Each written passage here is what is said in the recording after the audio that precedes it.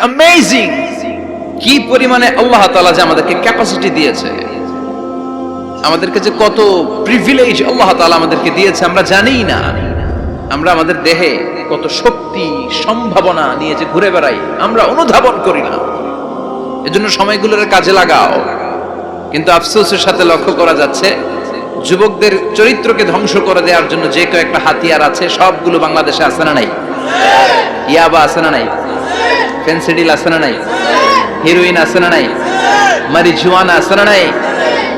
এই ফেন্সিডিল ইয়াবা আগে শুনতাম ইউনিভার্সিটির ছেলেরা খাইছে, এরপরে নাইমা আসলো কলেজে, এরপরে হাই স্কুলে, এখন প্রাইমারি ছেলেদের হাতেও ইয়াবা ঢুকছে। চিল্লা এখন ঠিক কিনা? দেশের যুব সমাজ আজকে কোথায়? পর্নোগ্রাফি, এক একটা মোবাইল এক একটা হিন্দি সিনেমার কারখানা। ইন্ডিয়ান নায়িকাদের কোমর দুলানো ডান্স আছে না নাই? স্মার্টফোন নিয়ে ছেলে স্মার্ট হয়, কিন্তু ঈমান, আখলাক, চরিত্র সব শেষ। অপরাজনীতি, রাজনীতির নামে মন্দ খারাপ প্রতিহিংসামূলক ছাত্র রাজনীতি, নেতারা এই যুবক ছেলেদেরকে ইউজ করে, ওর বিরুদ্ধে ও মার, তুই ওরে মার, ওনারা থাকে অন্য জায়গায়, আছে না নাই? এভাবে আমাদের দেশের ছেলেদের চরিত্র, তাদের সম্ভাবনাকে আমরা নষ্ট করে দিচ্ছি। যুবক ভাইয়েরা, in the day of judgement, কিয়ামতের কঠিন ময়দানে আল্লাহ তাআলা 7 শ্রেণীর ব্যক্তিকে তার আরশের নিচে ছায়া দিবেন।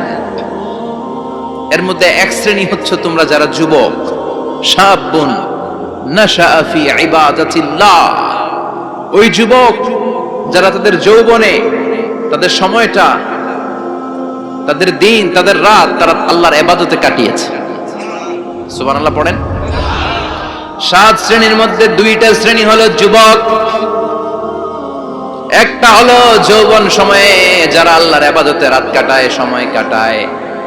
আর দ্বিতীয় ওই যুবক যে যুবককে কোনো নারী অন্যায় কাজের, অন্যায় প্রেম করার পরকীয়ার অফার দেয়, ওই অফারকে ক্যান্সেল করে ওই যুবক বলে ইন্নী আখাফুল্লাহ, আমি এই পরকীয়ার দিকে যেতে পারি না, কারণ আমার অন্তরে ভয় আছে একজনের, তিনি কে? যাদের হৃদয়ে আছে আল্লাহর ভয় তারা কবু পথ ভুলে যায় না। আল্লাহর প্রেম ছাড়া এই দুনিয়ায় কারো কাছে কোনো কিছু চায় না, ঠিক কি না? রাতের আধারে যারা সেজদাতে রয়, দু চোখের স্রোতে নদী যেন বয়। আল্লাহু আকবার। তো তাহাজ্জুদ পড়বে কখন? ফজরই তো পড়তে পারে না, আছে না নাই?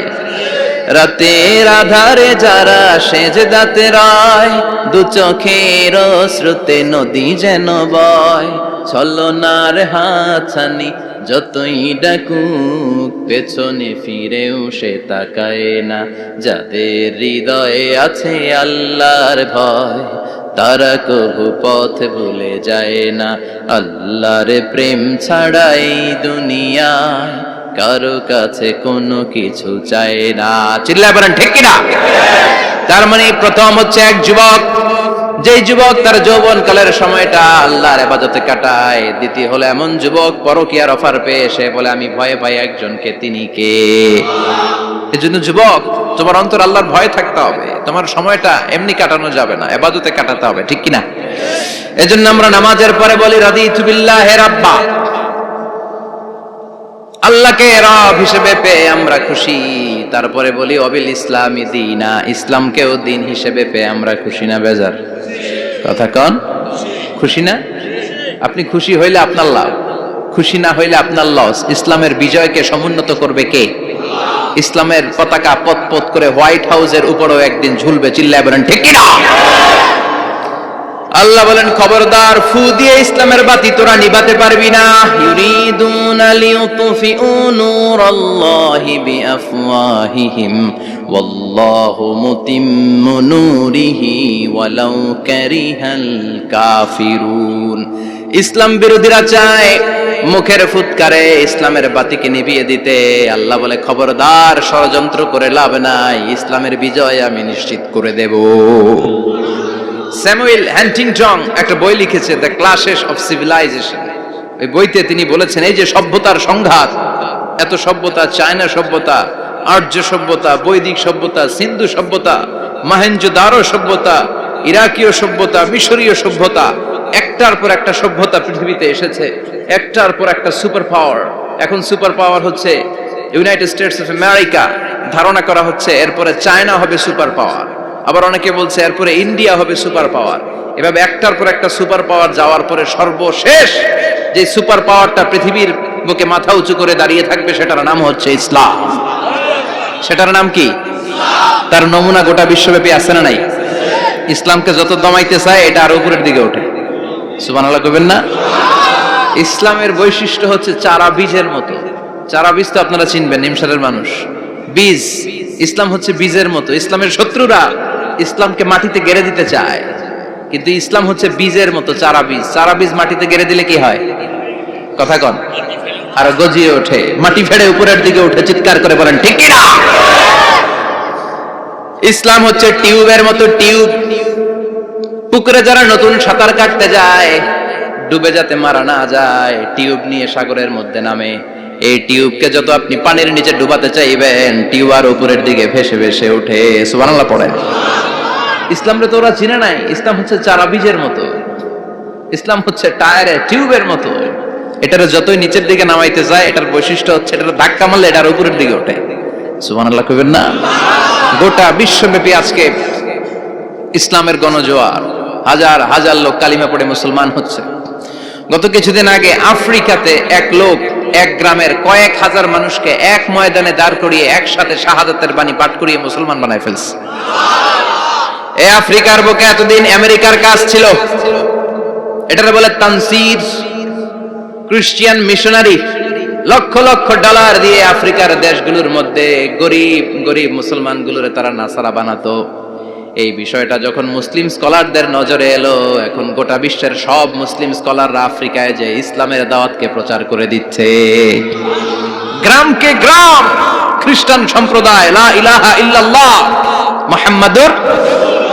ঝিনুকের ভেতর লুকিয়ে থাকে যেমন মতি, ঝিনুকের ভেতর লুকিয়ে থাকে যেমন মতি, কলমা শাহাদাতে আছে আল্লাহর জ্যোতি, কলমা শাহাদাতে আছে আল্লাহর জ্যোতি। পড়েন সবাই। ঝিনুকের ভেতর লুকিয়ে থাকে যেমন মতি, ঝিনুকের ভেতর লুকিয়ে থাকে যেমন মতি, কলমা শাহাদাতে আছে আল্লাহর জ্যোতি, কলমা শাহাদাতে আছে আল্লাহর জ্যোতি।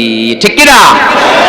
এই জ্যোতি যদি একবার কারো হৃদয়ের মধ্যে স্থান করে নেয়, এই নুরানি আলোর ছোটা যদি কারো হৃদয়ের মধ্যে জায়গা দখল করে নেয়, পৃথিবীর কোনো মতাদর্শ তার অন্তরের মধ্যে আর থাকতে পারে। গ্রামকে গ্রাম আফ্রিকাতে এখন কালিমা পড়ে পড়ে মানুষ মুসলমান হয়ে যাচ্ছে। সুবহানাল্লাহ পড়েন। একদিন আমেরিকার হোয়াইট হাউসের উপরেও কালিমার লা ইলাহা ইল্লাল্লাহর পতাকা পতপত করে উড়বে। চিল্লায় বলেন ঠিক কি না? এজন্য আমরা বলি ওয়াবিল ইসলামি দীনা, ইসলামকে ধর্ম হিসেবে পেয়ে আমরা খুশি না বেজার? After the Twin Tower attack, the number of Muslims in America already have been doubled. Now it's tripled. Twin tower অ্যাটাকের আগে আমেরিকা যত মুসলমান ছিল, এটা গত কয়েক বছর ধরে ছিল ডবল, এখন এটা ট্রিপল হয়ে গেছে। মানে টুইন টাওয়ার অ্যাটাকের আগে আমেরিকায় মুসলমানের সংখ্যা যা ছিল, এখন এটা 3 গুণ বাড়ছে। ইউরোপ, আমেরিকাতে মসজিদের সংখ্যা বাড়ছে, দাওয়াতি কাজের সংখ্যা বাড়ছে। এমনকি হার্ভার্ড ইউনিভার্সিটিতে, অক্সফোর্ডে, ক্যামব্রিজের ভেতরে, MIT, Massachusetts institute of technology, সায়েন্সে যারা পড়ে এদের স্বপ্ন এমআইটির ভিতরে ইসলাম ঢুকে গেছে। এজন্য ইসলামের আলোকে কেউ নিভিয়ে দিতে পারবে? ইসলামের গতিকে কেউ থামিয়ে দিতে পারবে? এটা অসম্ভব। এজন্য ইসলামের বিজয় সুনিশ্চিত। আমরা যারা লেগে থাকতে পারবো, আমাদের কপালকে উজালা করে দিবে কে? আর বিরোধিতা যারা করব তাদের সব শেষ, দুনিয়াও শেষ, আখিরাতও আমও শেষ, সালাও। এজন্য আমরা বলি রাদিতু বিল্লাহি রাব্বা, আল্লাহ তোমার রব হিসেবে পেয়ে আমরা বড্ড খুশি। ওয়াবিল ইসলামি দীনা, ইসলামকে ধর্ম হিসেবে পেয়ে আমরা খুশি। ওয়াবি মুহাম্মাদিন রাসূলা, বিশ্ব নবীকে রাসূল হিসেবে পেয়েও আমরা খুশি না বেজার? এমন রাসূল, গোটা বিশ্বের শ্রেষ্ঠতম রাসূল, শ্রেষ্ঠতম ব্যক্তিত্ব, যার কাছ থেকে পজিটিভ কোনো জিনিস ছাড়া নেগেটিভ কোনো জিনিস প্রকাশিত হয় নাই, সব ইতিবাচক। Always come back positive, not go back negative. সব সময় পজিটিভ বলতেন, পজিটিভ ভাবতেন, পজিটিভ কাজ করতেন। কোন নেগেটিভ নেতিবাচক কোনো কিছু বিশ্বনবীর জীবনে খুঁজে পাওয়া যায়? চিল্লায় বলেন, খুঁজে পাওয়া যায়? As a father, as a husband, as a commander, as a lawyer, as a reformer of the society, Muhammad is the superman of the world. গোটা বিশ্ব এখন তাকে সুপারম্যান ভাবতেছে, boss, boss of the all bosses. পৃথিবীতে যত বস এসেছে সব বসের সবচেয়ে বড় বস হচ্ছে বিশ্বনবী মুহাম্মদ সাল্লাল্লাহু